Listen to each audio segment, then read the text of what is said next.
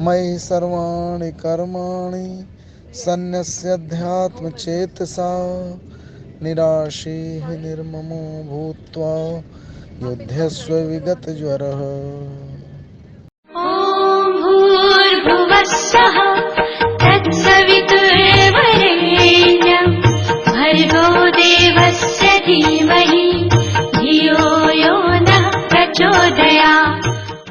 देवतुल्य भाइयों एवं महाशक्ति, आज अध्ययन चिंतन का हमारा क्रमांक है 314 और आज हमारे बीच में आदरणीय डॉक्टर एस.एस. भदौरिया साहब जो CIT है कानपुर में, और आपका जो विषय है वो है गीता के सहज भाव। आज उसका पार्ट 6 लेंगे। इससे पूर्व भी 5 पार्ट ले चुके हैं। आदरणीय डॉक्टर एस.एस. भदौरिया साहब, आइए आपका दो। तो सबसे पहले गायत्री मंत्र का उच्चारण करते हुए श्री आदरणीय आपके कालरा साहब, देव साहब, हमारे अरविंद शर्मा जी, वागी शर्मा जी और सबको प्रणाम करते हुए आरंभ करेंगे। ओम भूर्भुवः स्वः तत्सवितुर्वरेण्यं भर्गो देवस्य धीमहि धियो यो नः प्रचोदयात्। तो वस्तुतः पिछले क्रम में हम लोगों ने श्रीमद् भगवद गीता के अंदर सांख्य योग के साथ साथ बुद्धि योग पर विचार करते हुए यह देखा कि किस तरह से कामनाओं और आकांक्षाओं को नियंत्रण में रखते हुए व्यक्ति कर्ममय होकर के और अपनी परम सिद्धि को प्राप्त करने की चेष्टा करता है। बड़ा सुंदर श्लोक आया जिसमें एक ऐसा विजुअल बिंब प्रस्तुत किया श्री कृष्ण ने। आपूर्यम आणम अचल प्रतिष्ठम समुद्रम आपः प्रविशन्ति अद्वत्। जैसे समुद्र में जिस तरह से पानी धीरे धीरे करके बह बह करके चारों तरफ से आता है और उसमें भरता है, आपूर्यम आपूरित होता है। आणम मतलब पानी, आपूर्यम आणम अचल प्रतिष्ठम। लेकिन समुद्र वो अपनी स्थिति पे अचल रहता है। आपूर्यम आणम अचल प्रतिष्ठम समुद्रम आपः प्रविशन्ति अद्वत्। जिस तरह से समुद्र में पानी प्रवेश करता है, तद्वत् कामा प्रविशन्ति सर्वे स शांतिम आपनोति। उसी तरह से समस्त कामनाएं व्यक्ति के अंदर प्रवेश तो करती है, लेकिन उससे वो अप्रभावित रहता है। और साथ में लास्ट में कहती है न काम कामी, कामनाओं की कामना करने वाला। देखिए बड़ा ही सुंदर शब्द है, काम कामी। कामनाएं स्वाभाविक रूप से व्यक्ति के अंदर जगत में उत्पन्न होती है, क्योंकि मनुष्य की जो निर्मिति है वो इस तरह से है कि भूख लगेगी आपको, क्योंकि उसी से पूरा देह का पोषण होगा। आपको सुंदर देखने की इच्छा होगी, क्योंकि आपके व्यक्तित्व के निर्मित में सुंदर और अधिक श्रेष्ठ और अधिक सुंदर होने की प्रवृत्ति समाहित है। आप श्रेष्ठ होना चाहेंगे, क्योंकि हर व्यक्ति जो मनुष्य की चेतना है वो श्रेष्ठता का प्रयास करती है। आप धर्ममय होना चाहेंगे, आप और श्रेष्ठ होना चाहेंगे, आप अपने आप को जो प्रचलित सामाजिक नियम है उन मानदंडों के अनुकूल और बेहतर साबित करना चाहेंगे। बड़ी स्वाभाविक प्रवृत्तियां है, लेकिन ये प्रवृत्तियां कहीं आपके अहम का विस्तार तो नहीं करने लगी। आपके अंदर महत्वाकांक्षा इतनी तो ज्यादा नहीं बढ़ गई कि आप लोभी और लालची और दम्भमयी और अहममयी हो गए हैं, आप झूठ बोलने लगे हैं। तमाम आप समाज में उदाहरण देखते हैं कि व्यक्ति अपनी महत्वाकांक्षाओं के चलते, उसके अतिशय प्रभाव के चलते, महत्वाकांक्षा के अतिरेक के चलते तमाम बार झूठ बोलता है, अपने पद को बढ़ाकर प्रस्तुत करता है, अपने धन की स्थिति को और बढ़ा चढ़ाकर प्रस्तुत करता है। तो जहां भी हम सत्यता से विचलित होते हैं वहां कोई ना कोई समस्या उत्पन्न होती है। इसीलिए हमारे दर्शन में हर जगह सत्य पर स्थापित रहने की बात की गई है। तो सत्य और धर्म तो बड़े ही ऐसे विषय है जो बड़े ही दुरूह है, क्योंकि इसका स्वरूप कोई सुनिश्चित नहीं है। हर व्यक्ति की चेतना के अनुकूल ही निर्धारित होता है कि क्या किसी विशेष परिस्थिति में क्या सत्य है और क्या धर्म है। लेकिन आपकी चेतना जो मोटा मोटा आपके व्यक्तित्व के अनुकूल ही सही, उतनी स्वतंत्रता, उतना बाइंड ऑफ ऑपरेशन दिया गया है, और आप खुद ही महसूस करेंगे कि परिस्थिति के अनुकूल, समय के अनुकूल, संस्कृत के अनुकूल, समाज के अनुकूल धर्म और सत्य की स्थितियां किस तरह से परिवर्तित होती है। लेकिन मोटा मोटा अगर आप उसमें स्थापित रहे और जहां भी विचलन हो उसे किसी न किसी तरह से हटा दे और फिर से अपने धर्ममय मार्ग में आ जाए, यही अपेक्षित है। तो वस्तुतः बड़ा ही सुंदर तरीके से एक रूपक प्रस्तुत करने की कोशिश की श्री कृष्ण ने कि समुद्र के रूपक के माध्यम से व्यक्ति को ये समझाया जाए कि जो कामनाएं हैं, जो आकांक्षाएं हैं, उनका जो प्रवेश है मनोजगत पर, मानसिक जगत पर, वो किस तरह से उसको विचलित न करे और वो अचल प्रतिष्ठित रहे।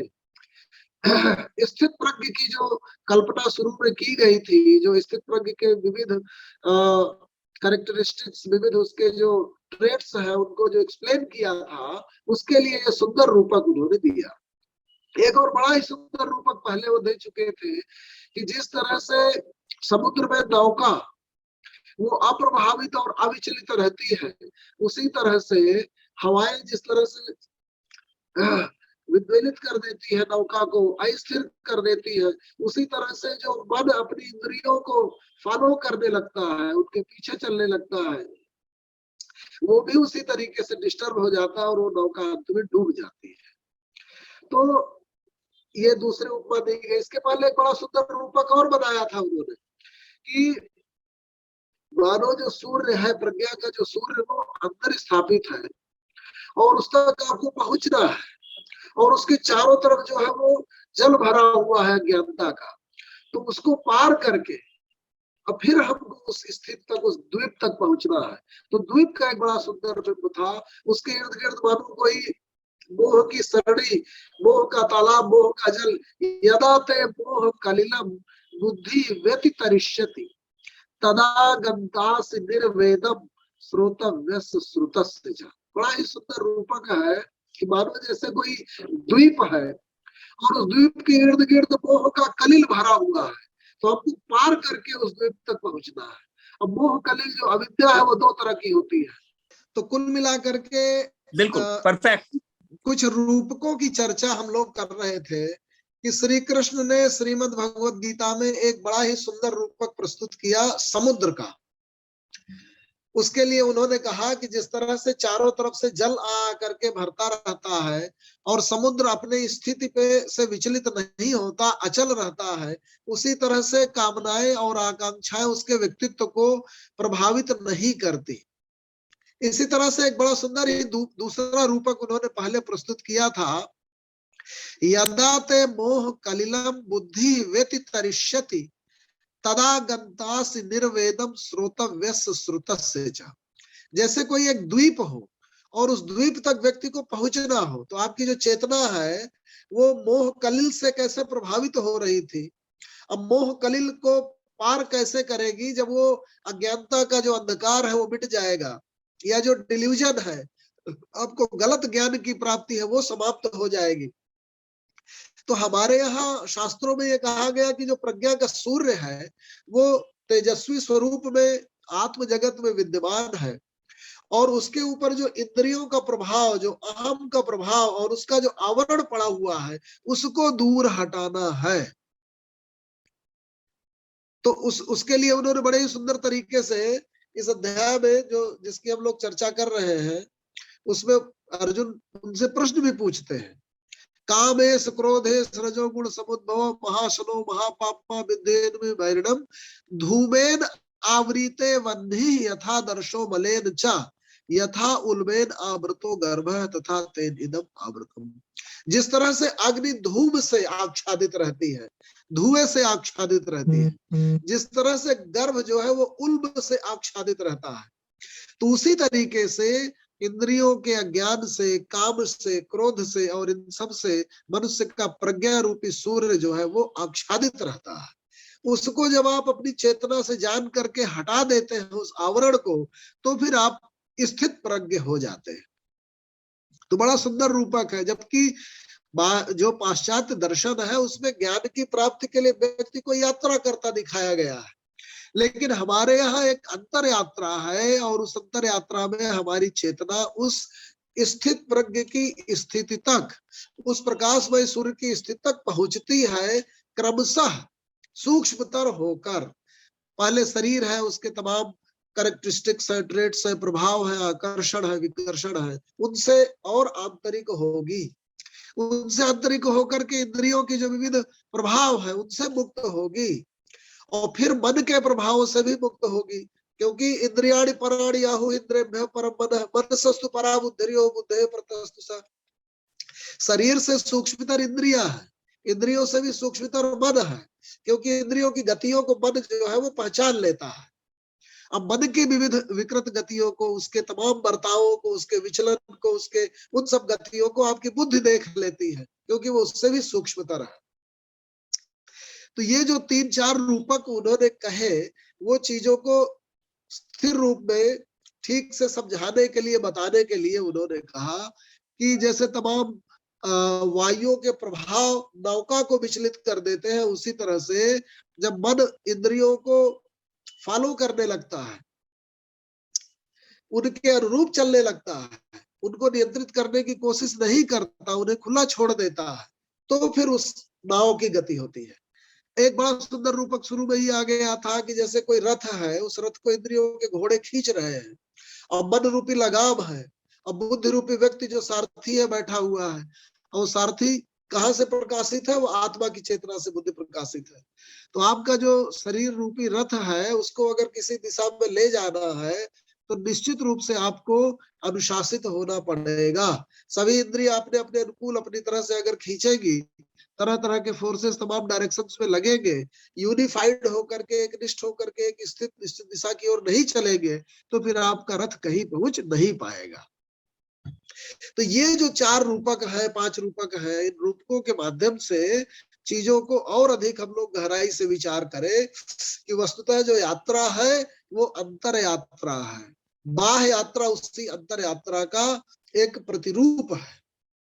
अंतर यात्रा में आपको सूक्ष्मतर होना है, स्थूल से सूक्ष्म की ओर। जो बार बार हम लोगों ने चर्चा की कि जो 3 तरह के शरीर कहे गए, स्थूल शरीर, सूक्ष्म शरीर, कारण शरीर, जो 5 तरह के कोश कहे गए, अन्नमय कोश, उससे और सूक्ष्मतर प्राणमय कोश, उससे और सूक्ष्मतर मनोमय कोश, और सूक्ष्मतर विज्ञानमय कोश, और आनंदमय कोश कहा गया। ये निरंतर सूक्ष्मतर होने की यात्रा है।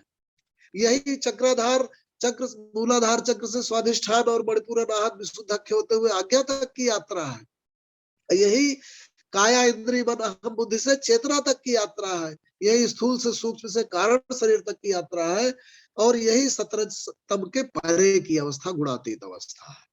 तो एक मैं ये जो बिंब है इसको बताना चाह रहा था कि ये कितना सुंदर बिंब है कि आप जो आकांक्षाओं से रहित आप नहीं हो सकते। समुद्र में पानी का प्रवाह होता रहेगा। ये पूरे प्लेनेट की पूरे चक्रीय स्थिति है हमारे ब्रह्मांड की कि पानी बह बह करके आएगा, तो आपकी आकांक्षा आपके मन में आएगी, लेकिन वो प्रवेश होती जाए उसी रूप में जिस तरह से पानी आता है, और वो समुद्र उससे अचल रूप से प्रभावित ना हो, अप्रभावित बना रहे। ऐसे ही युक्त की बात चली थी। युक्त व्यक्ति कौन होता है? तो जो योग युक्त है उसी को युक्त कहा गया। युक्त क्या है, योग क्या है, पहले योग को समझे। 6वें अध्याय के 23वें श्लोक में कहा उन्होंने, श्री कृष्ण ने, कि तम, जिस चीज को जानकर, तम विद्यात दुख संयोग वियोगम योग संगीतम। पतंजलि ने जो है योग चित्त वृत्ति निरोध कहा, यहां से आरंभ किया। जब आप अष्टांग योग में प्रवेश करते हैं तो सबसे पहले आप यम में जाते हैं। 5 तरह के यम कहे गए, सत्य, अहिंसा, अस्तेय, अपरिग्रह और ब्रह्मचर्य। फिर यम के बाद नियम बताए गए, एक निगेटिव है जो आपको रोकता है, और एक पॉजिटिव है जिसमें शौच, संतोष, स्वाध्याय, ईश्वर प्राणिधान, ये कहा गया। फिर उसके बाद यम और नियम के बाद आप जो है आसन में आते हैं। अब आसन ध्यान दीजिएगा, आपके शरीर के विविध अंगों को, उनकी एनर्जी को बैलेंस करने के लिए है। उनको डेली डेली रिदम में आप लाते हैं, हार्मोनाइज करते हैं, उनसे जो है एनर्जी का कुछ हरण कराते हैं ताकि वो रिदम में आए, रियाज में आए, और उनमें शक्ति बनी रहे। तो इसलिए आप उसको आसन करते हैं। फिर प्राणायाम, उससे थोड़ा सूक्ष्मतर होकर के आप अपनी वायु को, क्योंकि जो वायु है, ऑक्सीजन है, वो आपके हर एक सेल तक जाता है, आपके आंखों में, आपके दांतों में, आपके मस्तिष्क में, आपके पैर में, हर जगह एक एक सेल तक वो ऑक्सीजन पहुंचती है। तो एक एक सेल को, हर एक अंग को स्वस्थ बनाने के लिए, अपनी पूर्ण उत्पादकता की स्थिति तक पहुंचाने के लिए अगर ऑक्सीजन की सप्लाई प्रॉपर हो जाएगी तो वो अंग जो है वो स्वस्थ हो जाएगा। तो इसलिए प्राणायाम के माध्यम से आप सब करते हैं, अपनी ऑक्सीजन की लेने और छोड़ने की क्रिया को सब करते हैं। तो जितना लेते हैं, जितनी देर तक लेते हैं, उतनी देर तक उसको साध कर छोड़ते हैं, ताकि हर एक अंग तक उपयुक्त रूप से पहुंच जाए। तो यम, नियम, आसन, प्राणायाम, प्रत्याहार, प्रति आहार, जैसे आप बार बार जो है चीजों का सेवन करते हैं, उनका भक्षण करते हैं, उनकी प्राप्ति करते हैं, तो उसी तरह से अपनी इंद्रियों को उपयुक्त रूप से प्रति आहार, उनको यहाँ पर इंटेक ना होगा, बल्कि उसके प्रति आप एक ऐसी ध्यानमय स्थिति में पहुंच जाए जिससे निग्रह करने लगे। तो आप मन का और इंद्रियों का निग्रह करते हैं, सेवन करने की बजाय उसको निकालते हैं, छोड़ते हैं, उसको डिलीट करते हैं, उससे ध्यान हटाते हैं सामान्य भाषा में। तो यम, नियम, आसन, प्राणायाम, प्रत्याहार, फिर धारणा, ध्यान और समाधि की अवस्था तक मन को लगातार स्थिर करते हुए, जागृत करते हुए, पहले धारणा के द्वारा ध्यान लगाते हैं, है ना, और फिर ध्यान तक पहुंचते हैं, और फिर समाधि की अवस्था हो जाती है, जब आप पूरी तरीके से स्थित प्रज्ञ होकर के और अपनी चेतना को फॉलो करते हैं, और आपकी बुद्धि जो है वो नियंत्रण में ले लेती है अपनी इंद्रियों और मन को और अहम आदि को, और वो बुद्धि स्वयं जो है वो परम की चेतना से प्रकाशित हो जाती है। तो ये जो स्थितियां कही गई हैं, इस स्थिति तक पहुंचने के लिए क्या करना है आपको, या इस स्थिति का क्या प्रभाव होगा। तम विद्यात दुख संयोग वियोगम, दुख के संयोग से वियोग हो जाएगा, दुख का संयोग आप तक व्याप्त ही नहीं होगा, उसकी संज्ञा जो है वो योग की संज्ञा दी गई। तो तम विद्यात दुख संयोग वियोग वियोग संगीतम। फिर कहा गया सदृशम, एक सुंदर सी बात आई कि युक्त क्या है, यदा विनियतम चित्तम आत्मनि एव अवतिष्ठते निःस्पृह सर्व कामेभ्यो युक्त इति उच्यते तदा। युक्त कौन होता है, जिसने अपने चित्त को नियत विनियत कर लिया है, अच्छी तरह से अपने नियंत्रण में कर लिया है। आत्मनि एव अवतिष्ठते, अपने आप में ही वो, उसकी चेतना अपने आप में ही स्थिर होती है। यदा विनियतम चित्तम आत्मनि एव अवतिष्ठते निःस्पृह सर्व कामेभ्यो, कामों से उसकी निःस्पृहा हो जाती है, आकांक्षाओं और कामनाओं से। युक्त इति उच्यते तदा, उसी को युक्त व्यक्ति कहा जाता है। तो लगभग लगभग वही परिभाषा है जो परिभाषा पूर्णम आड़म अचल प्रतिष्ठम में है, वही परिभाषा ज्ञान विज्ञान तृप्तात्मा कूटस्थो विजितेंद्रियः युक्त इति उच्यते योगी समलोष्टास्म कांचना। जो व्यक्ति ज्ञान और विज्ञान से तृप्त हो जाएगा, अपनी इंद्रियों को विजित कर लेगा, मन उसका कूटस्थ हो जाएगा, स्थिर हो जाएगा, उसको युक्त कहा जाता है। तो कुल मिलाकर के जो योगी की परिकल्पना है, युक्त व्यक्ति की परिकल्पना है, वो अपने इंद्रिय, मन, अहम और बुद्धि आदि को हार्मोनाइज कर, नियंत्रित कर, एक ऐसा सिम्फनी, एक ऐसा हार्मोनिक बैलेंस, एक ऐसी स्थिति क्रिएट करना है जिसमें उसका शरीर, इंद्रिया, मन, बुद्धि आदि क्रमशः सूक्ष्मतर होते हुए उसकी चेतना प्रज्ञा के प्रकाश से प्रकाशित हो। व्यक्ति इंद्रियों आदि के प्रभाव में आकर के आवेशित ना हो, क्रोध में ना, अचानक क्रोध में ना आ जाए, अचानक लोभ में ना आ जाए, अचानक व्यभिचारी ना बन जाए, सौंदर्य आदि से प्रभावित होकर के इतनी अधिक उसकी बुभुक्षा स्ट्रांग और डिमांडिंग ना हो जाए कि वो अपने धर्ममय स्थिति से विचलित हो जाए। तो ये जो परिकल्पना की गई, ये बुद्धियोग की परिकल्पना थी। लेकिन बुद्धियोगमयी होकर के आपको करना क्या है। अर्जुन ने द्वंद्वात्मक स्थिति में बुद्धियोग और कर्मयोग को देखा, तो पहले ही प्रश्न उन्होंने पूछा कि अगर जो है ये बुद्धिमय होना इतना श्रेष्ठ है, तो आप हमें भयंकर कर्म में क्यों लगाते हैं। श्री कृष्ण ने कहा, भाई दोनों एक दूसरे के सामने नहीं है कि अगर आप बुद्धिमयी हो गए तो आप कर्ममयी नहीं हो पाएंगे। दोनों साथ साथ चलते हैं। बुद्धिमयी होकर के ही जब आप एक समत्व चित्तमयी हो जाते हैं, उस अवस्था में आकर जब आप कर्ममयी होते हैं तो तमाम कर्मों का प्रभाव आपको प्रभावित नहीं करता। और अदरवाइज आपके अंदर फल की इच्छा इतनी तेज जागृत हो जाएगी कि जब वो पूर्ण नहीं होगा, आपकी जो आकांक्षा है उसकी पूर्ति नहीं होगी, फल की प्राप्ति नहीं होगी, तो आप बहुत निराश होंगे, तो आप बहुत दुखी होंगे, तो उसी स्थिति पहुंच जाएंगे। या आपके अंदर इतना अधिक सिक्योरिटी फीलिंग आ जाए कि अभी से हम इतना इकट्ठा कर ले कि भविष्य में हमको मतलब चिंता व्याप्त हो जाएगी, भय व्याप्त हो जाएगा, या कामनाओं की पूर्ति न होने से क्रोध भर जाएगा। तो जहां आप अपनी समत्वमय स्थिति से विचलित होते हैं तो कोई ना कोई विकृति आने लगती है, वो किसी न किसी रूप में आपके व्यक्तित्व को प्रभावित करने लगती है। उससे बचाने का उद्देश्य है। तो यही जो कर्मयोग है उसको हम आरंभ करते हैं तीसरे अध्याय से। श्री कृष्ण कहते हैं, पहले अर्जुन का प्रश्न ये रहा कि जैसी चेत कर्मण हते मता बुद्धि जनार्दन, ऐ जनार्दन अगर कर्म से बुद्धि श्रेष्ठ है तो मुझे भयंकर कर्म में आप क्यों लगाते हैं? और व्यामिश्रेण वाक्य बुद्धि मोह सी, मिश्रित वचनों से आप मेरी बुद्धि को मोहित सी कर रहे हैं। इसलिए जो भी श्रेय हो उसे निश्चित हो करके मुझे एक चीज आप कृपया कहिए। तदेकम मद निश्चित ये न श्रेयो अहम आपनुयाम। तो श्री कृष्ण कहते हैं, लोके अस्मिन दुविधा निष्ठा पुरा प्रोक्ता मयानघ ज्ञान योगेन सांख्यानाम कर्म योगेन योगिनाम। चाहे जिधर से चलिए, चाहे आप ज्ञान को पकड़ करके कर्ममयी होइए, चाहे कर्ममयी होकर के ज्ञान में स्थिति बुद्धि की समत्वमय स्थिति सुनिश्चित करिए। आप जो है दोनों तरीके की बातें हैं, चाहे सांख्य निष्ठा अपनाइए और चाहे योग निष्ठा अपनाइए, दोनों बातें आपको लगभग एक ही रास्ते में ले जाएगी। अब शुरू करते हैं कर्मयोग की अवधारणा क्या है। न कर्मणाम अनारंभात नैष्कर्म्यम पुरुषो अश्नुते। कार्यों के आरंभ न करने से नैष्कर्म्यता प्राप्त नहीं होती। नैष्कर्म्यता क्या है, पहले हम इसको परिभाषित करें। नैष्कर्म्य स्थिति वो स्थिति है जब आप कर्म करते हुए भी उससे अप्रभावित रहे। बड़ा ही सुंदर शब्द इजाद किया गया हमारे शास्त्रों में, नैष्कर्म्य स्थिति।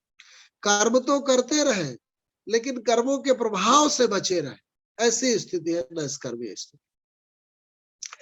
कैसे कर्मों के प्रभाव से? पहली चीज, उसके फल की इच्छा जब आप करेंगे तो कर्मों के प्रभाव प्रभावित करने लगेंगे आपको। जब वो फलों की प्राप्ति नहीं होगी तो आप दुखी होंगे, आप चिंतित होंगे, आप निराश होंगे, आप उद्विग्न होंगे, आप प्रतिस्पर्धा से भर जाएंगे, तो उल्टे सीधे सब तरीकों से अपने प्रतिद्वंदी को पराजित भी करना चाहेंगे, उल्टे सीधे सब तरीकों से आप जो मिलेगा उसे हथियाना चाहेंगे, आप लोभमयी हो जाएंगे। तो ये आपके पर्सनालिटी ट्रेट को विकृत करने के लिए पर्याप्त है ये स्थितियां। तो आपके अंदर अगर फल की आकांक्षा इतनी तीक्ष्ण भरी हुई है, आप उससे इतना आसक्त हो गए हैं, उससे आप इतना बंध गए हैं कि आपने अपना बैलेंस, अपना संतुलन, अपनी स्थिति को खो दिया है, सममय समत्वमय स्थिति को खो दिया है, तो आप फिर जो है मोह में पड़ जाएंगे, आप दिक्कत में पड़ जाएंगे, आप अपनी सिद्धि को, अस्तित्व के सिद्धि को प्राप्त नहीं कर सकते। इसलिए नैष्कर्म्य सिद्धि की बात की गई कि कर्म करते हुए भी कर्मों के फल की प्राप्ति ना भी हो तो भी बार बार उसमें तर्कमयी होकर, बुद्धिमयी होकर, विज्ञानमयी होकर अपना समझदारी से विश्लेषण करें कि क्या कमी रह गई, उसका अंतरावलोकन करें, आत्ममंथन करें और फिर उस रास्ते को अपनाने की कोशिश करें। तो बार बार जब आप ये कर पाने में सक्षम हो, ऑब्जेक्टिव रह पाए, आप जो है इतने दुखी और इतने प्रभावित न हो जाए कि आपके हाथ पैर फूलने लगे, कांपने लगे और आप काम न कर पाए। देखिएगा, जब आप किसी चीज को बहुत ज्यादा अंदर से चाहने लगते हैं कि इस चीज की प्राप्ति हो जाए, तो आपके शरीर पे उसका प्रभाव परिलक्षित होने लगता है, आप घबराने लगते हैं वो कर्म करने। आप उसको जब इंटरव्यू देने जाते हैं तो आपकी गिग्घी बंध जाती है, आप बोल नहीं पाते हैं, आप जब किसी सभा को संबोधित करना हुआ और मंच में खड़ा कर दिया जाता है तो घबरा जाते हैं, बोल नहीं पाते। युद्ध के मैदान में खड़े हो जाते हैं तो हाथ ही नहीं चलते, ट्रिगर ही नहीं दबता गोली में। ये क्यों स्थितियां हो रही है? आपका व्यक्तित्व, आपका मानसिक संतुलन खो करके और आपका बैलेंस बिगड़ करके और आपके कर्म की जो जितनी क्षमता है, जो आपकी प्रभाव उत्पादकता है, कर्म की उत्पादकता, प्रोडक्टिविटी है, आपकी जो क्षमता है उसकी, वो नहीं प्राप्त हो पाती। ये है कर्म का प्रभाव। आपके कर्म के फलों की आकांक्षा और इच्छा और वो फल न प्राप्त होने पर क्या होगा, इस भविष्य के भय से आप इतना ज्यादा विचलित हो जाते हैं, उद्वेलित हो जाते हैं, दुखी, निराश, हताश, भयभयी, तो आपकी समस्त स्थितियां, संतुलनमय स्थितियां बिगड़ जाती। और जब आप केवल इस भाव से काम करते हैं कि भाई आप एक निमित्त मात्र है, कर्म करना आपका धर्म है, ये काम आपकी ड्यूटी है, ये आपको करना चाहिए जितना अच्छे से अच्छी तरह से कर सके, इस तरह के भाव के साथ जब आप कर्म करते हैं तो आपके अंदर ज्यादा घबराहट नहीं आती और आप आसानी से उस अवस्था को पार कर ले जाते हैं। ये बात महत्वपूर्ण होती, ये निष्कर्म स्थिति होती। तो अगर आप कर्म को ना आरंभ करके ये सोचे कि मैं काम तो कर ही नहीं रहा तो मैं निष्कर्म स्थिति में हूं, ऐसा नहीं है। न कर्मणाम अनारंभात न स्कर्मम पुरुषो अश्नुते न च संन्यासनाते सिद्धिम समधिगच्छति। न ही कामों को छोड़ करके आप सोचे कि आपको सिद्धि मिल जाएगी, ऐसा नहीं है। क्यों? क्योंकि आपको बनाया क्यों गया है, आप इस जगत में आए क्यों है? आपके अगर हाथ है और वो हाथ कर्ममयी नहीं हो रहे, आपकी आंखें हैं और आंखें देख नहीं रही, नाक आपकी सूंघ नहीं रही, मुंह आपका खा नहीं रहा, कान आपके सुन नहीं रहे, पैर आपके चल नहीं रहे, तो विभिन्न अंगों के अस्तित्व की वजह जो है, आप भले ही वजह, परम वजह आप नहीं जान रहे कि आप कहाँ से आए, कैसे आए, क्यों उत्पन्न किए गए, क्यों बने हैं, क्यों आए हैं, लेकिन मोटा मोटा तो इतना आप जानते हैं कि अगर कोई यंत्र है, उसके अंदर कोई क्षमता है, उसके अंदर कोई ऊर्जा है, तो उसके बनाने का मकसद या उद्देश्य उसको किसी प्रयोग में लाना होगा।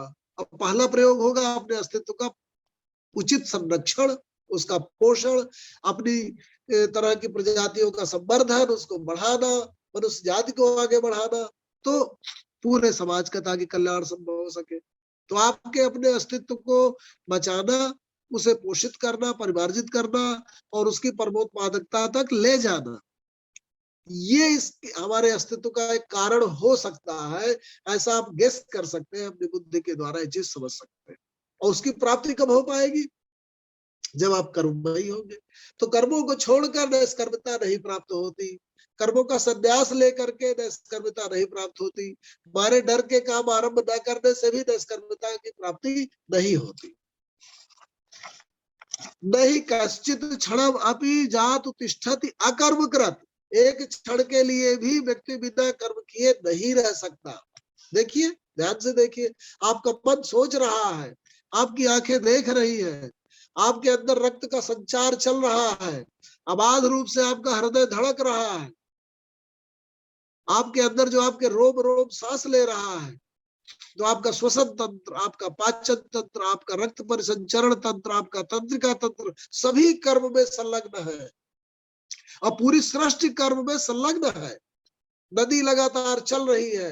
रविन्द्रनाथ टैगोर एक कविता में कहते हैं कि मैं बहुत थक कर के रात में सोया, मैंने सोचा कि मैं विश्राम कर रहा हूँ, तो मुझे लगा सब कुछ विश्राम कर रहा होगा, लेकिन सब सुबह जब मैं उठ के देखता हूँ तो बगीचा बहुत सुंदर फूला खिला हुआ लगता है, जैसे उसमें कोई काम, प्रकृति अपना काम कर गई, उसने फूल खिला दिया।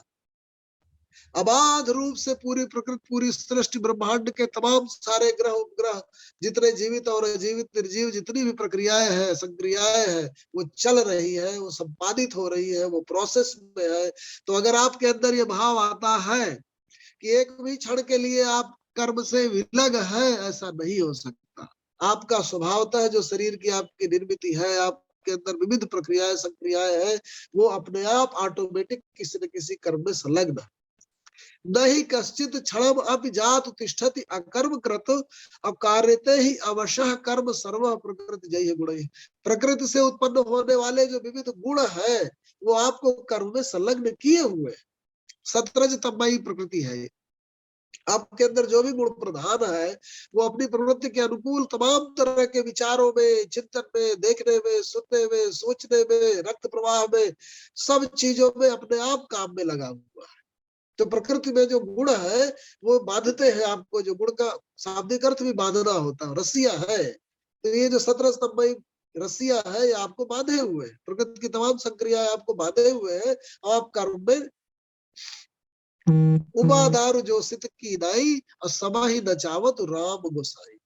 जिस तरह से जो कठपुतली है, जोशित है, वो लकड़ी की जो कठपुतली है, उसको जो कठपुतली डांस कराने वाला व्यक्ति है वो तार खींच रहा है। तो हमारी जो प्रकृति है 17 स्तंभई, उसने जो शरीर को बनाया हुआ है वो उसी प्रवृत्ति के अनुरूप हमको कर्म में संलग्न किए हुए है, ऐसा भाव। और कर्मेंद्रियाणि संयम में आस्ते मनसा स्मरण इंद्रियार्थान विमूढ़ आत्मा मिथ्याचार समुचित। जो जबरदस्ती में अपनी इंद्रियों को नियमित करके जबरदस्ती जकड़ के बैठा दे, जैसे आप आंख मूंद के बैठ जाए कि मुझे कुछ देखना ही नहीं, कानों में आप उंगली लगा ले कि मुझे कुछ सुनना ही नहीं, तो आप मन से उस भाव का स्मरण करते रहेंगे। आप सोचेंगे कि आपकी कर्मेंद्रियां जो है वो चुपचाप बैठी हुई है और मन से उसका आप स्मरण करते रहेंगे, तो आप मिथ्याचार कर रहे हैं, मूढ़ बन रहे हैं। क्योंकि इन कर्मेंद्रियों का जो अस्तित्व है तो वो इसीलिए है कि वो उस तरीके के कर्म करे। मुंह है तो भोजन करे, पैर है तो चले, आंख है तो देखे। तो इसका मतलब आप इंद्रियों को जबरदस्ती अगर आप उनकी प्रवृत्ति के प्रतिकूल बैठा देते हैं, आंख को मूंद कर बैठ जाते हैं, इस तरीके की कोई क्रिया करते हैं कि कानों से सुनना ही नहीं, जबरदस्ती किसी प्रक्रिया और विज्ञान के तहत अगर आप कुछ समय के लिए कोई तप आदि कर रहे हैं जिससे उसमें और निखार आ जाए, वो एक अलग बात है। लेकिन अगर आप स्थायी रूप से, जैसे एक सन्यासी थे, उन्होंने अपने आप को बांध लिया डाल से कि मैं बैठूंगा नहीं, मैं लटका रहूंगा। अब कुछ दिन बाद पैर उसके फूल आए, फिर चलना मुश्किल हो गया, तमाम व्याधियां हो गई, दिक्कत आ गई। तो विज्ञान और प्रकृति आपको गाइड करती है। उतर जब आप खाने में ज्यादा खाने लगते हैं, थोड़े समय बाद आप देखेंगे कि आपको स्वाद ही नहीं मिल रहा। ध्यान से ऐसे डॉक्टर साहब से बात हो रही थी, उन्होंने कहा कि अगर आप ध्यान से अपनी इंद्रियों को, अपने शरीर को, उनकी प्रवृत्तियों को सबको फॉलो करें, मैं नहीं कह रहा हूं कि उसके गुलाम बन जाए, फॉलो करने का मतलब उसके संकेतों को समझे, समझदारी से समझे, तो आपका जो शरीर है वो उपयुक्त तरीके से सब कुछ बता देता है कि कितना कोई चीज करनी है, कितना नहीं। वो जो माइंड है, जो आपका डोमेन है आपके फंक्शनिंग का, कि आप कोई चीज कितनी करें, उसके संकेत अपने आप आने लगेंगे। जैसे जब आप बहुत काम कर लेंगे, आप थकने लगेंगे, तो आपको लग जाएगा कि आप थोड़ा ज्यादा हो रहा, तो वहीं पे रुक जाए। जब आपको ज्यादा मस्तिष्क थक जाएगा तो नींद आने लगेगी। खाने में जब आप स्वाभाविक रूप से अंदर से डिमांड हो रही हो तभी खाएं। और मजे की बात देखिए कि शरीर किस तरह से बना हुआ है कि जब आप पहला कौर मुंह में रखते हैं, वहीं से पाचन की क्रिया आरंभ हो जाती है। जो आपकी सलाइवा निकलती है वो आपके पाचन में सहयोग करती है। आपके दांत जो है वो 34 बार एक एक जो भोजन का टुकड़ा है उसको कुचलते हैं, और मुंह से आपकी सलाइवा निकलती है, उसमें मिश्रित हो करके, और फिर उसके बाद जब अंदर जाती है तो वो कौर ज्यादा आसानी से पच जाता है। क्योंकि एल्कलीन पेट के अंदर जो है एक चीज अम्लीय है और कहीं से क्षारीय चीज निकल रही है, दोनों का बैलेंस, दोनों एक जगह से नहीं निकल रहे। तो मुंह में खाने से लेकर और अंत तक वो पाचन की प्रक्रिया आरंभ हो गई। तो आजकल जो डाइटिंग में तमाम तरीके की लोग जबरदस्ती में, पता चला कोई चीज स्वादिष्ट नहीं है, ब्लैंड है, उसको खाए जा रहे हैं। तो जब आपको स्वाद नहीं आ रहा, मजा नहीं आ रहा, तो जान लीजिए आपका पाचन ठीक नहीं होगा। तो स्वाद के गुलाम भले ही मत बनिए, लेकिन उसका संकेत समझिए कि अगर कोई चीज बिल्कुल ब्लैंड लग रही है, ठीक नहीं लग रही है, और आपको अंदर से मजा नहीं आ रहा, कोई ज्ञान इतना सरस नहीं है जो आपको आनंद दे पा रहा हो, या आपको किसी चीज को पढ़ने में जब मजा नहीं आ रहा, आनंद नहीं आ रहा, तो आपका व्यक्तित्व उसके अनुरूप नहीं चल रहा, कुछ न कुछ कहीं गड़बड़ रहा, ये संकेत समझने की कोशिश करिए। तो प्राकृतिक रूप से हमारी विविध प्रवृत्तियां, हमारी मानसिक फैकल्टीज ऑफ माइंड हमें जो है उसमें संकेत दे देती हैं कि कौन चीज आपके व्यक्तित्व के अनुकूल है। और अगर आपको मजा आ रहा होगा कोई चीज पढ़ने में, सुनने में, तो वो न जाने कितने वर्षों तक आपके स्मरण में रह जाती है। खाने में जिस चीज में मजा आ रहा होगा, देखेंगे कि वो जल्दी पच जाती है। तो इस चीज का ध्यान रखें, चिंतन करें कि शरीर को अशास्त्र विहितम घोरम तप्यन्ते तपोजना दंभाहंकार संयुक्ता कामराग बलान्विता कर से अंत शरीर स्थम भूत ग्रामम अचेत सह माम सेवंत शरीर स्थम तान्विधि असुर निश्चय। भगवान ने 18वें अध्याय में कहा कि जो व्यक्ति ज्ञान विज्ञान के अनुकूल न चल करके अशास्त्र विहित भयंकर कर्म करते हैं, अशास्त्र विहितम घोरम तप्यन्ते तपोजना, ऐसा भयंकर तप करते हैं जिससे इस भूतमय शरीर को, इसके अंदर के तमाम तत्वों की उपेक्षा करके अशास्त्र विहितम घोरम तप्यन्ते तपोजना दंभाहंकार संयुक्त, दंभ और अहंकार से युक्त होकर देखना कि मैं जो है 15 दिन चलता ही रहूंगा, आप विश्राम न करें। कर से अंत शरीर स्तंभ भूत ग्रामों चेत सही, शरीर के तमाम सारे अंगों पांगों को अगर बहुत ज्यादा कष्ट देते हैं तो समझिए कि वो असुरमयी प्रवृत्ति के, ऐसा तक कह गए। कितना रिदमिक विश्लेषण है, कितना हार्मोनिक बैलेंस, कितनी सिम्फनी क्रिएट करना चाहते हैं श्री कृष्ण इस शरीर में कि आप इस तरह का कृक्ष तप मत करिए जिससे आपके शरीर के विविध अंग उपांग विकृत होने लगे, तब आप अपने अस्तित्व की सार्थकता को प्राप्त कर पाएंगे। ये रिदमिक बैलेंस अपेक्षित है। तो जो लोग तमाम तरह के घोर तप करते हैं वो क्या प्राप्त करना चाहते हैं? आखिरकार बहुत तप करके और शरीर को तोड़कर और इसको विकृत करके अपनी आंखों को बर्बाद कर आप क्या प्राप्त करना चाहते हैं? क्या आपने कोई ऐसी चीज देख ली है कि वो ऐसे करने से इसी मार्ग से प्राप्त हो जाएगी? नहीं। कहीं भी कोई एक्सट्रीम अगर चीज आप कर रहे हैं तो सावधान होइए, विचार करिए, उसमें अगर संतुलन नहीं है, एक हार्मोनिक बैलेंस नहीं है, एक सिम्फनी क्रिएट नहीं हो रही, एक रिदम नहीं बन रहा, एक लय उत्पन्न नहीं हो रही, तो वो गीत जो है वो मधुर गीत नहीं है। और वो जो मधुरता है, जो स्वाद है, जो आनंद है, जो अंतःस्फूर्त आनंद है, वो प्राप्त होगा आपको अपने आप जब आप एक सही मार्ग पे चल रहे हैं। मैं नहीं कह रहा कि आप सुख के गुलाम, इंद्रियों के गुलाम बन जाइए, हेडोनिस्टिक हो जाइए, हिप्पी हो जाइए, लेकिन अपने दर्शन में आप इसको ध्यान दीजिए कि शरीर के विविध अंगोपांग आपको तमाम से संकेत देते हैं, उन्हें पढ़ने की और जानने की आवश्यकता है। तो श्री कृष्ण ने कहा कि जो व्यक्ति अपनी इंद्रियों को जबरदस्ती संयमित करके और मन से उसका बार बार स्मरण करता है, वो ऐसा व्यक्ति मिथ्याचारी है। ऐसा आचार मिथ्या है, क्योंकि शरीर की डिमांड कुछ और है, मन की डिमांड कुछ और है, आपके टोटल व्यक्तित्व की डिमांड कुछ और है, अपेक्षित कुछ और है, कर आप कुछ और रहे हैं। तो ये समंजन नहीं है, ये हार्मोनिक बैलेंस नहीं है, और फिर आप अपने अस्तित्व की स्थिति को नहीं प्राप्त कर पाएंगे। इसीलिए कहा यह तो इंद्रियाणि मनसा नियम्य आरभते अर्जुन कर्मेंद्रिय कर्मयोगम आसक्तः स विशिष्यते। विशिष्टता किसे प्राप्त होती है? सिद्धि, विशिष्टता, उत्कृष्टता, सक्सेस उसे प्राप्त होती है जो कि अपनी इंद्रियों को मन से प्रॉपर तरीके से नियमित कर, निग्रह कर और फिर कर्म में संलग्न होता है।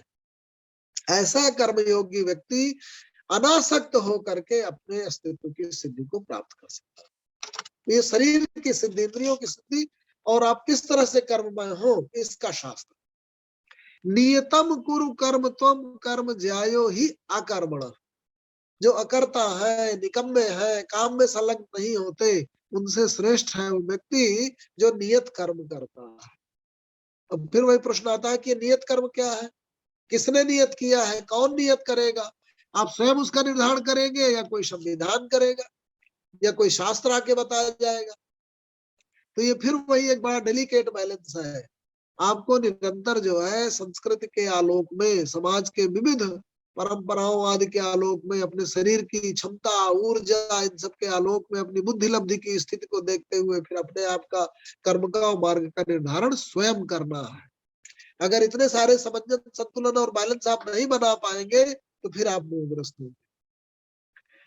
यज्ञार्थात कर्मणो अन्यत्र लोको अयम कर्म बंधन। बड़ी सुंदर बात कही कि एक बड़ा ही सुंदर उदाहरण उन्होंने दिया कि जो यज्ञमयी कर्म है उनके अलावा बाकी जितने कर्म है वो कर्म में बंधन उत्पन्न करते हैं, कर्मानुबंध उत्पन्न करते हैं। अब यज्ञमयी कर्म क्या है, फिर यही प्रश्न उत्पन्न हो गया। ऐसे समस्त कर्म और प्रक्रियाएं, संक्रियाएं, processes, functions, activities, works, deeds, duties जो कि आपको अपने व्यक्तित्व के संरक्षण और परमोत्पादकता की प्राप्ति के साथ साथ सामूहिक उत्थान की ओर ले जाए, वो समस्त कर्म यज्ञ कर्म।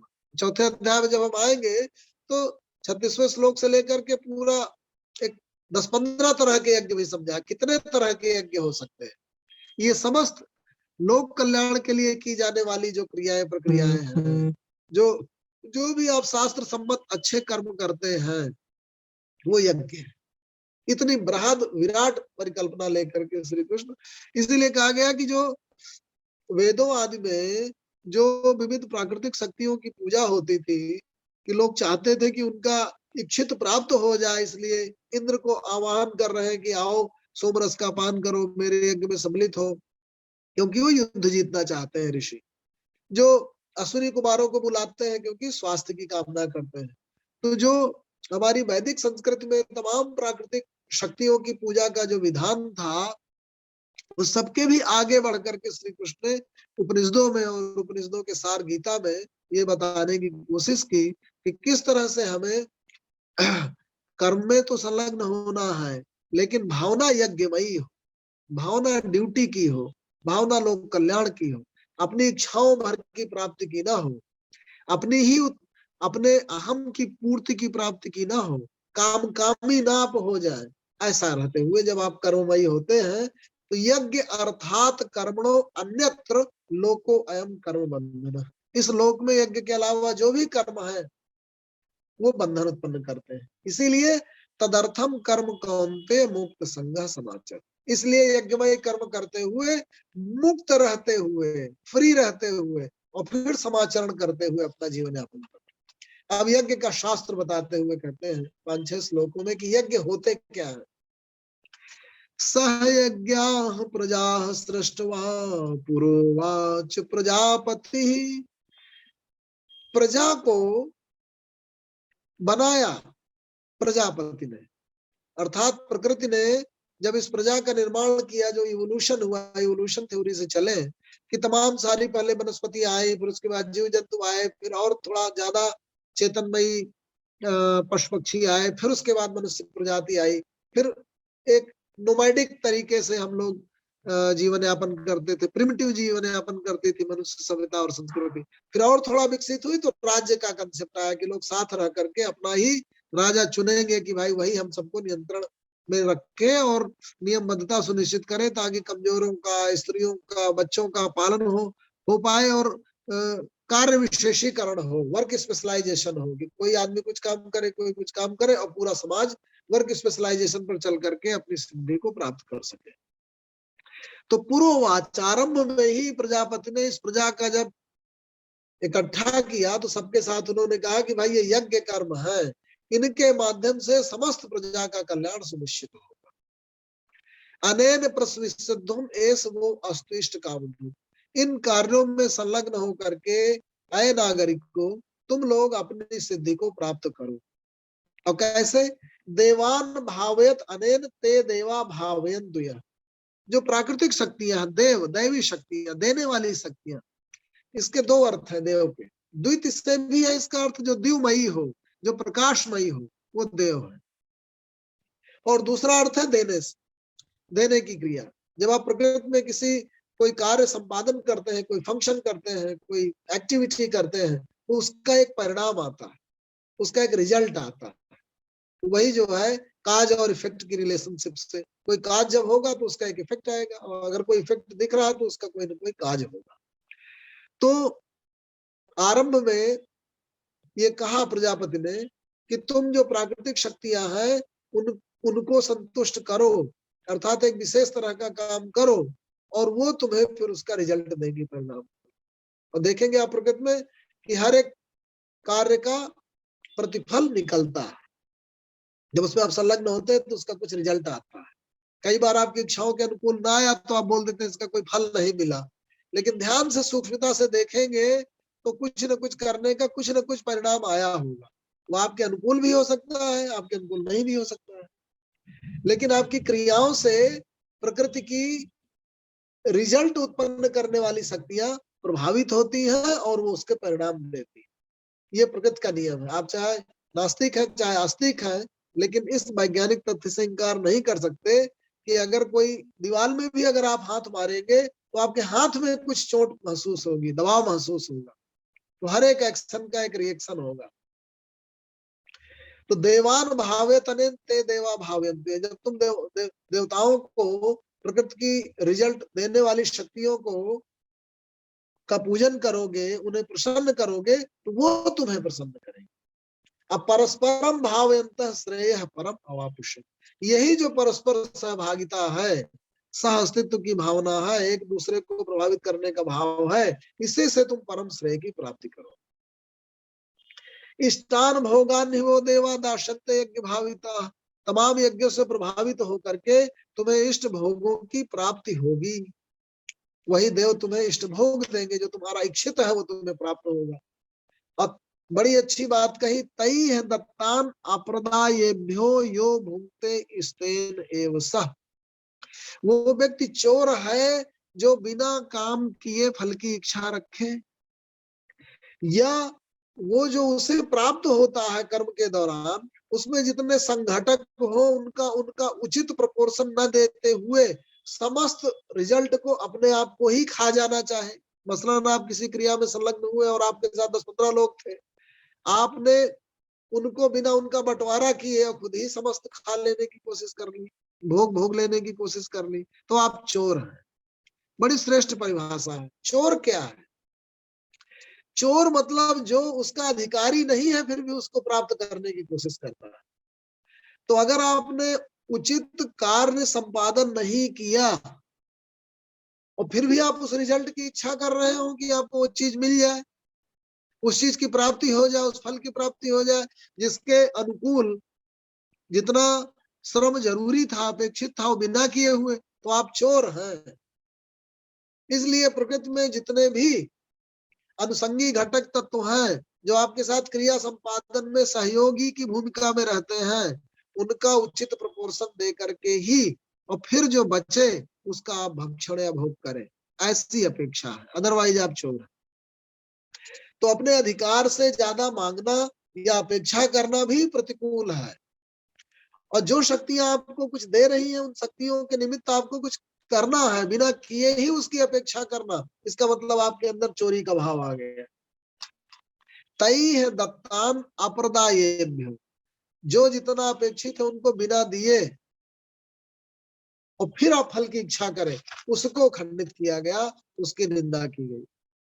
इसीलिए एक सूत्र कहा उन्होंने कि यज्ञ शिष्ट असिनः संतो मुच्यन्ते सर्व किल विषय, सभी पापों से मुक्ति का एक ही मार्ग है कि यज्ञ में संलग्न होने के उपरांत सभी जो अनुसंगी घटक है उनको उनका प्रोपोर्शन देने के उपरांत जो लास्ट में अवशेष बच रहे, उसका अगर आप भक्षण भोजन या भोग करते हैं तो आप समस्त पापों से मुक्त हो जाते। यज्ञ शिष्ट असिनः संतो मुच्यन्ते सर्व किल विषय, सभी पापों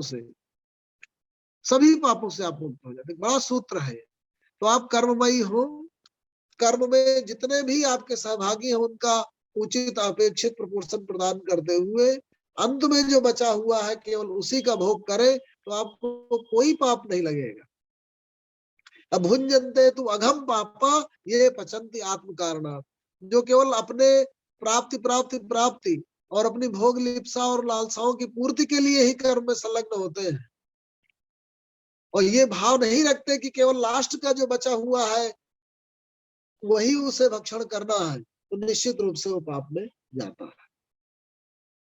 तो ये आपको ध्यान में रखना है कर्ममयी होते हुए कि अपने फलों की आकांक्षा करते वक्त अपने प्रोपोर्शन से ज्यादा की आकांक्षा का भाव लालच है, वो आपको चोर बना देगा।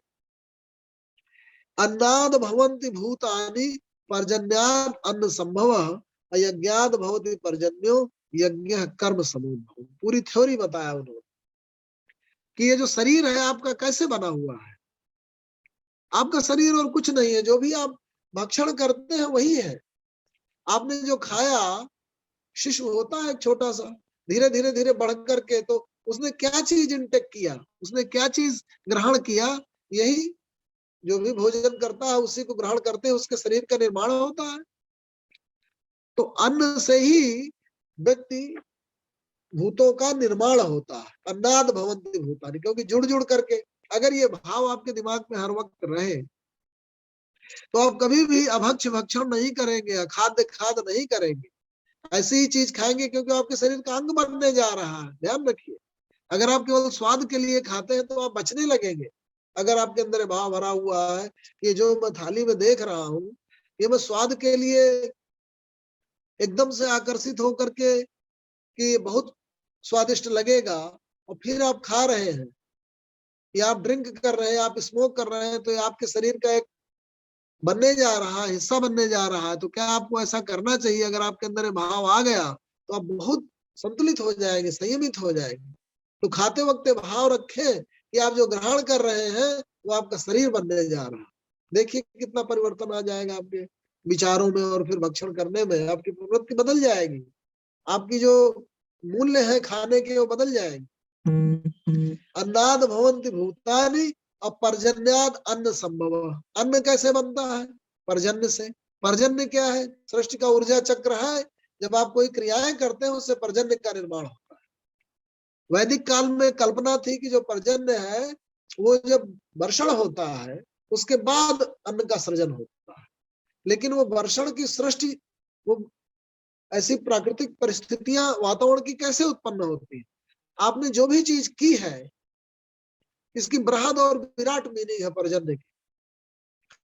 पर्जन्य वर्षण जो है वो व्यक्तियों के द्वारा किए गए विविध ऊर्जाएं हैं जो अंत में कार्य का निरूपण करती हैं। इस रूप में ली यज्ञात भवति पर्जन्यो यज्ञ कर्म संभव। कर्म से यज्ञ बनते हैं, क्योंकि जब आप कर्म होंगे तो कोई बड़ी फंक्शन, बड़ी क्रिया, बड़ी एक्टिविटी, बड़ा कोई डीड, बड़ा प्रोजेक्ट वो जो है वो संपादित होगा। तो यज्ञ एक बड़ा प्रोजेक्ट है।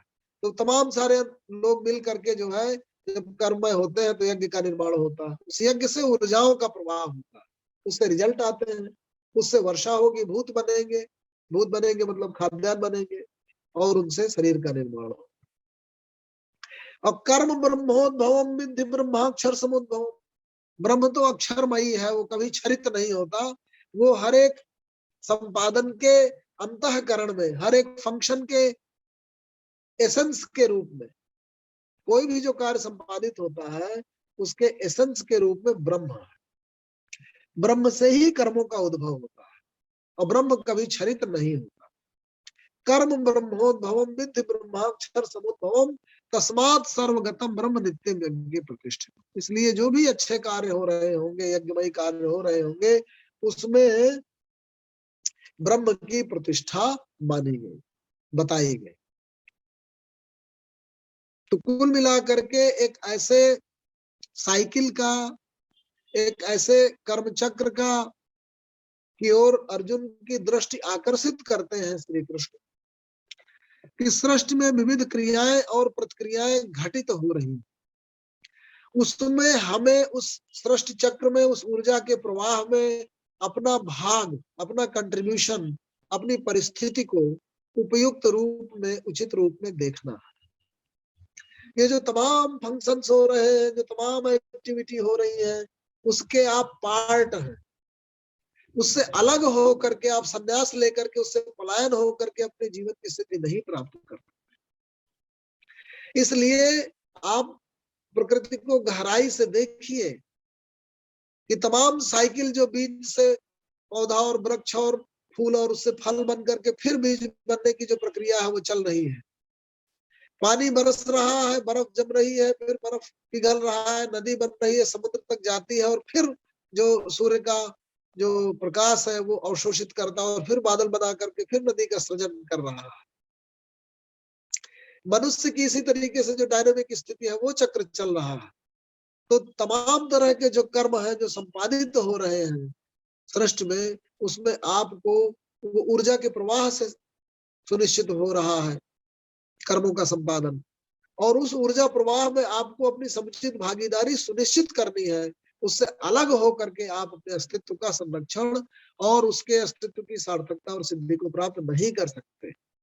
इसलिए आपको उन एक्टिविटीज का पार्ट बनना ही पड़ेगा अपने शरीर के संचालन के लिए। अपने शरीर जब अस्तित्व में आया तो उसमें तमाम लोगों का ऋण आ गया। आपके पिता ने आपको बनाया, आपकी माँ ने आपको बनाया, आपके परिवेश ने आपका पालन किया, आपके समाज ने आपको बुद्धि प्रदान की, ज्ञान प्रदान किया, संरक्षण प्रदान किया, हिंसक पशुओं से बचाया, ऐसे लोगों से बचाया जो आपकी हिंसा कर सकते थे। उनका ऋण आप पे आ गया। उस ऋण को आपको चुकाना है ताकि एक बैलेंस सुनिश्चित हो जाए सृष्टि का। इसलिए आपको कर्ममय होना है। लेकिन कर्ममय होते हुए आपको ध्यान रखना है कि आप यज्ञमयी कर्मों में संलग्न हो, जिससे आपका कल्याण हो, समाज का कल्याण हो, सृष्टि का कल्याण हो। ऐसे कर्म में अगर आप संलग्न नहीं होते तो आप बंधन में बन जाते हैं। जब आप ऐसे कर्मों में संलग्न होते हैं जिससे केवल आत्मसिद्धि का ही भाव रहता है, स्व से पर, अपर से परम तक की यात्रा से आप जब वंचित हो जाते हैं, जब आपके चिंतन में और विचार में अपने साथ साथ आपका परिवेश विलुप्त हो जाता है, आप अपने परिवेश से अपने आप को विलग कर लेते हैं, तो आप कर्मानुबंधों में फंसने लगते हैं। और ये जो कर्म में संलग्न होने की प्रक्रिया है, इसको संपादित करते वक्त जितने भी अनुसंगी और घटक तत्व हैं, उनके कंट्रीब्यूशन के प्रति कृतज्ञता भाव रखते हुए, उनको उनके प्राप्य का समुचित ध्यान रखते हुए वो भी सुनिश्चित करें, उचित बंटवारा सुनिश्चित करें, शेयरिंग सुनिश्चित करें, और फिर जो बचा रह जाए अवशेष वो आप प्राप्त करें। उसी के आप सच्चे उत्तराधिकारी।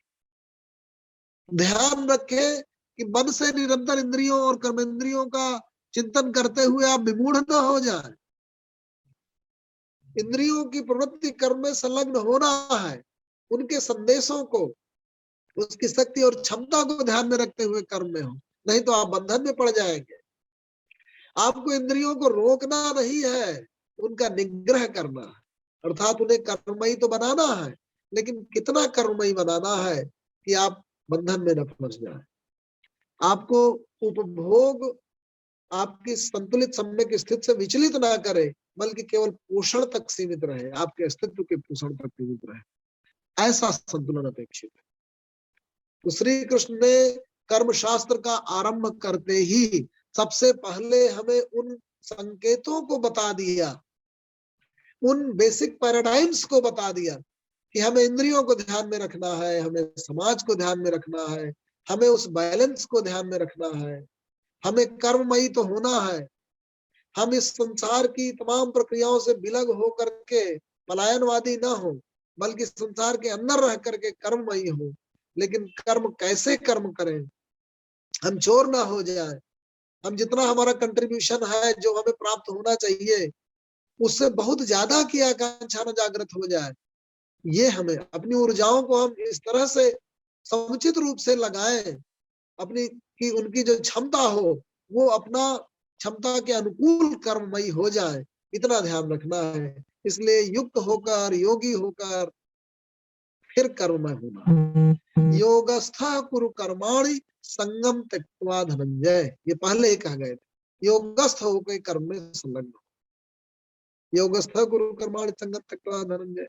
सिद्धयो असिद्धयो समो भूत्वा समत्वम योग उच्यते। समत्वमय स्थिति ही योग है। असिद्धि और असिद्धि तो बहुत बाद का पड़ाव है। कृष्ण की बातों में जब आप अंदर प्रविष्ट करेंगे तो आप ध्यान देंगे कि वो बेसिक में ज्यादा रहते हैं। कर्म का एक सिलसिला है। जब आप काम करना शुरू करते हैं तो 1 स्टेप, 2 स्टेप, 3 स्टेप, तब जाके कहीं रिजल्ट आता है। 1000, 15,000, लाख, 15 दिन, वर्ष, इतने स्टेप के बाद आएगा रिजल्ट। आप सिद्धि और सिद्धि वहां बैठी हुई है और उसे आज ही आप जो है प्राप्त कर लेना चाहते हैं। भविष्य आपका 15 साल बाद बैठा हुआ है। आज ही भविष्य के प्रति इतना भयग्रस्त है कि लीगल, इलीगल, लेजिटिमेट, इलिजिमेट जो भी साधन है उनसे आप सब कुछ कमा लेना चाहते हैं। आज ही बिल्कुल रिजल्ट सुनिश्चित कर लेना चाहते हैं, इतना भयग्रस्त है। भयग्रस्त मानसिकता जो विश्वास खो देती है अपने उस प्रकृति पर, उस अस्तित्व पर जिसने आपको बनाया है, वो फिर उल्टा सीधा सब गलत करने लगती है। ये है। तो हम लोग अभी 1/4 जो कर्मशास्त्र है उसमें प्रविष्ट हुए हैं। और कोशिश रहेगी कि आगे हम लोग इसी सिलसिले को, कर्म को अगले 2-3 अंकों में पूरा करने की कोशिश करेंगे। कर्मयोग। धन्यवाद आदरणीय डॉक्टर एस एस भोदरे साहब। अब हम सबको अनम्यूट कर देते हैं और जिस किसी की कोई इस संबंध में जिज्ञासा हो तो डॉक्टर आदरणीय डॉक्टर एस एस भोदरे साहब से पूछ। हमने अनम्यूट कर दिया।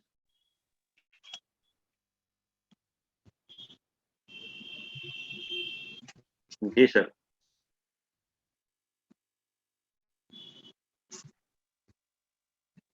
साउंड खोल लीजिएगा बागी जी, आपकी आवाज नहीं आ रही। मैं बोल ही नहीं रहा तो आवाज कहाँ से आएगी सर? चलिए, तो आपने, मैं क्या किसी की कोई जिज्ञासा नहीं लग रही ना? एक बड़ी सुंदर बात बाद में श्री कृष्ण जी कहते हैं, कर्मणाय ही संसिद्धि मास्तिता जनकादयः लोक संग्रह में वापि संपश्यन कर तुम अर्हसि। तो 2 तरह के मार्गों की परिकल्पना हमारे पुराने जो जीवन दर्शन रहा उसमें 2 तरह के मार्ग रहे। एक रहा प्रवृत्ति मार्ग और एक रहा निवृत्ति मार्ग। तो जो प्रवृत्ति मार्ग में थे, जैसे जनक आदि थे, उन्होंने कहा भाई जनक जी सिंहासनारूढ़ रहते थे लेकिन विदेह अवस्था में, मतलब देह का उनको भान ही नहीं है। मतलब एक प्रतीक है कि वो पूरी तरीके से कर्म में संलग्न होकर अपनी तमाम इंद्रियों की जो डिमांड्स है उनसे बच के और निष्प्रह भाव से कर्म में संलग्न होते थे। ये प्रवृत्ति मार्ग हुआ। तो जो हमारे प्रवृत्ति मार्गी जो तमाम सारे हुए, तो वही उसी का उदाहरण देते हुए उन्होंने कहा कि लोक संग्रह के लिए, लोक को ध्यान में रखते हुए, लोक कल्याण को ध्यान में रखते हुए जनक आदि जो हमारे, इसका दूसरा रूपक भी है, उसका जो निहितार्थ निकलता है वो ये है कि जो प्रजा की संरचना करता है, जो पिता होता है, वो जब भी आचरण करता है तो अपने पुत्रों के प्रति उसका भाव कल्याण का रहता है, क्योंकि उसने उनका सृजन कर दिया। फिर उसमें उसकी अपनी डिमांड तो विधेय हो जाता है। पिता जब भी अपने घर में, सच्चा जो पिता है जब व्यवहार करता है तो वो जो है अपना हिस्सा वो भूल जाता है, अपने आप को भूल जाता है। एक आदर्श स्थिति है और फिर वो परिवार के कल्याण के लिए काम में संलग्न होता है। एक दूसरा अर्थ जो कुछ विचारकों ने लिया, बट जो हमारे पौराणिक जनक जी हैं वो विदेह स्थिति में रह करके प्रवृत्ति मार्ग का अनुसरण करते हुए और फिर परम श्रेय की प्राप्ति करते हैं।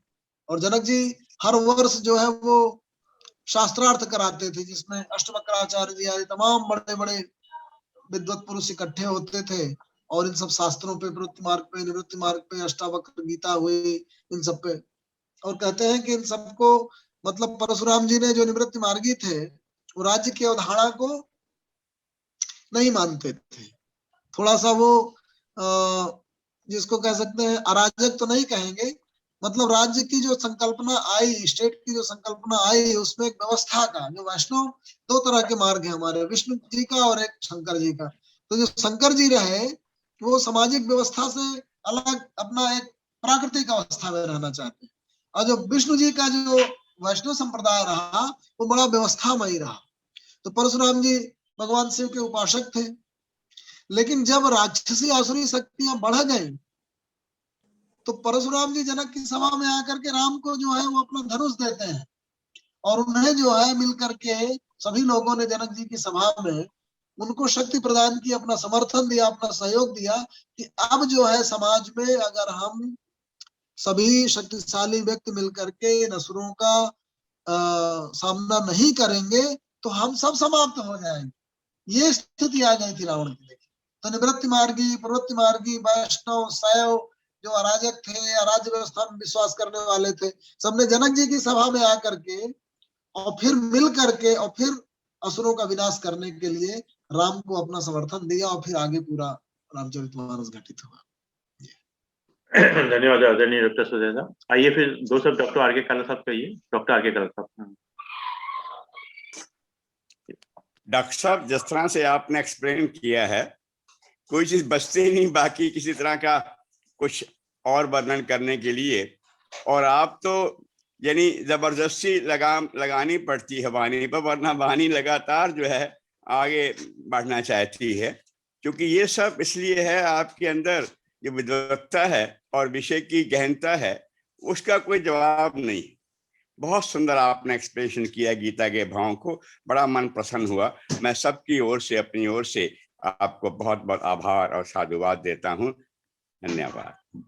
धन्यवाद प्रोफेसर डॉक्टर आर के काला साहब, धन्यवाद डॉक्टर एस एस भोदरे साहब, आपने समय निकालकर हमको समय दिया। आइए एक विचार के साथ और फिर बात 3 बार उनके विचार के साथ करते हैं। आज का विचार है हौसलों के तर्कस में, हौसलों के तर्कस में कोशिश का वे तीर जिंदा रख, हौसलों के तर्कस में कोशिश का वे तीर जिंदा रख, हार जा चाहे जिंदगी में सब कुछ, हार जा चाहे जिंदगी में सब कुछ, मगर फिर से जीतने की उम्मीद रख, मगर फिर से जीतने की उम्मीद रख। बहुत आइए 3 बार ओम का उच्चारण कर लिया, अनम्यूट कर लीजिएगा फिर आप लोग।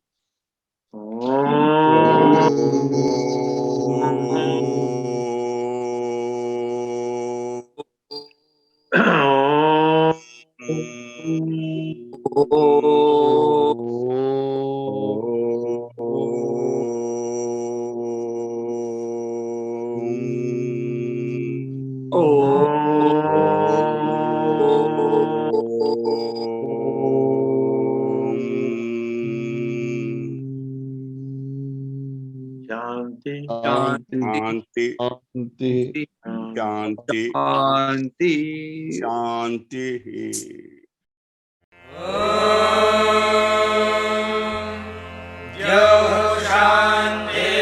शान्तिरन्तरिक्षं शान्तिः पृथिवी शान्तिरापः शान्तिरोषधयः शान्तिः वनस्पतयः शान्तिर्विश्वे देवाः शान्तिर्ब्रह्म शान्तिः सर्वं शान्तिः शान्तिरेव शान्तिः सा